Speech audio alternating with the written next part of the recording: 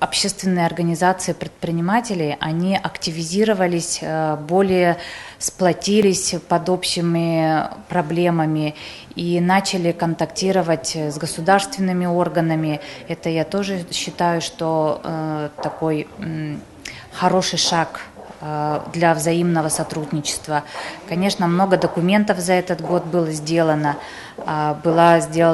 были сделаны различные платформы для последующей работы в следующие года. Да? Но я конкретно сталкиваюсь в сфере гостеприимства, ресторанный, гостиничный бизнес.